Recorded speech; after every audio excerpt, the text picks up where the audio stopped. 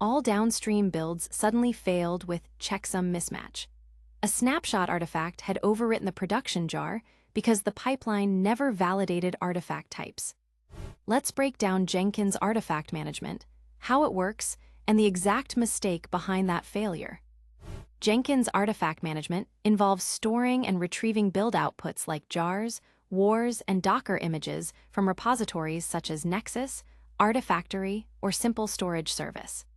These repositories act as a single source of truth for binaries, enabling dependency resolution, deployment, and promotion across environments. Nexus Repository Manager integrates with Jenkins via Maven or Gradle. You configure your POM's distribution management to point to Nexus and use the Nexus Platform plugin to trigger staging tasks. Key concepts include release versus snapshot repositories and staging profiles for promotion. JFrog Artifactory integrates via the Artifactory plugin or JFrog CLI. Build info is crucial for traceability, linking artifacts to Jenkins build metadata. Use virtual repositories to aggregate local and remote repos, and always use access tokens instead of passwords. Amazon's Simple Storage Service can be used for artifact storage via the Simple Storage Service plugin. For large artifacts over 500 MB, use direct Amazon Web Services CLI upload with multi-part upload. Configure bucket policies and lifecycle rules to expire old artifacts. Versioning is recommended to prevent accidental overwrites. Configuring Maven deploy requires a settings.xml with credentials. Use Jenkins credentials binding to inject credentials as environment variables. Always separate snapshot and release repositories, and consider using MVN deploy dskip tests to speed up deployment. Gradle uses the Maven Publish plugin to deploy artifacts. Pass credentials via pmaven user and pmaven password. Use rerun tasks to force publishing if incremental build skips it. Always validate artifacts after publish by comparing checksums. Promotion moves artifacts from dev to staging to prod. In Nexus, use staging profiles. In Artifactory, use build promotion. For Simple Storage Service, copy artifacts to different prefixes.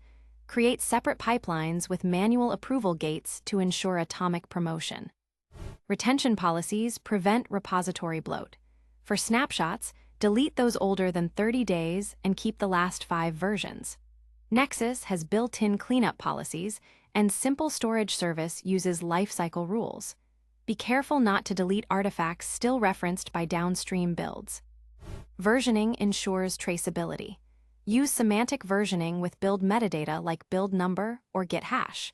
Avoid timestamped versions as they can cause dependency resolution issues. For development, use semversnapshot. Nexus and Artifactory can proxy remote repositories like Maven Central. This speeds up builds by caching dependencies locally and provides a safety net if the remote goes down. However, set a cache refresh interval to avoid serving stale versions. Both Nexus and Artifactory provide REST APIs to search, retrieve, and manage artifacts. Use these in Jenkins to verify artifact existence, get checksums, or list versions. For example, before deploying, check if the artifact already exists to avoid overwrites. Common failures include 401 unauthorized due to wrong credentials, checksum mismatch from missing, MD5 files, artifact overwrite from concurrent deploys, and Simple Storage Service access denied from wrong identity and access management role. Always test credentials manually and enable checksum generation. This is the same issue we highlighted at the start. Here's exactly why that happened. The pipeline had no stage to validate artifact type. A developer manually triggered a build from a feature branch, which produced a snapshot artifact. The deploy step used the same repository path as releases, overwriting the production jar. Additionally, the Artifactory plugin's Maven 3 compatible option was disabled, so checksums were not generated, causing downstream builds to fail with checksum mismatch. The pipeline had no check to prevent snapshot artifacts from being deployed to the release repository, allowing a stale branch build to overwrite a production jar. The fix involved restoring the original release artifact from backup, then modifying the pipeline to enforce that only release branches can deploy to the release repo. We enabled Maven 3 compatible in the Artifactory plugin to force checksum generation, and added a pre-deploy check that aborts if the artifact version contains snapshot. This prevents the incident from recurring. If Maven 3 compatible is disabled in Artifactory, checksum files, MD5, SHA-1 are not generated. Maven downloads the checksum file and verifies the artifact. If missing, the download fails. Always enable this option. This gotcha is exactly the incident we just covered. The pipeline didn't validate the artifact version before deploying.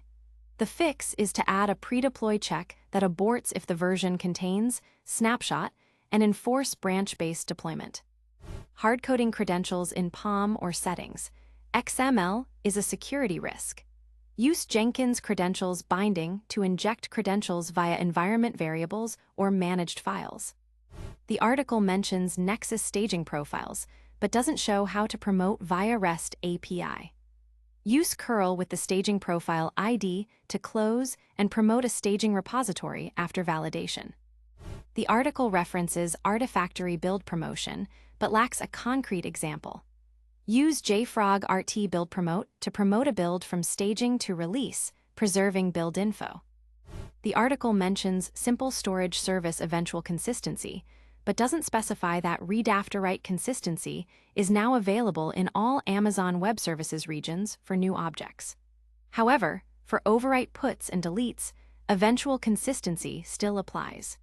Use S3 API put object with no verify SSL only for testing.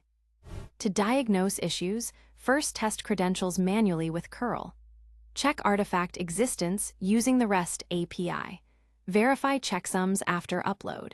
Enable debug logging in the Nexus or Artifactory plugin to get more details. Let's run through some common interview questions. How to prevent snapshot deploy to release repo, pre-deploy validation checking version string. Difference between Nexus staging and Artifactory promotion. Staging uses separate repo, promotion moves build with metadata. Purpose of checksum files, ensure artifact integrity during download. And a few frequently asked questions. Why am I getting 401 when deploying to Nexus? Check credentials and user permissions. What causes checksum validation failed? Missing or incorrect MD, SHA file, enable Maven 3 compatible. Can I use simple storage service for production releases? Yes, but lacks staging and build info, prefer Nexus/Artifactory. To wrap up, always separate snapshot and release repositories. Use Jenkins credentials for authentication. Implement pre-deploy validation to prevent overwrites. Use semantic versioning with build metadata, leverage REST APIs for automation, and set up retention policies to manage disk space.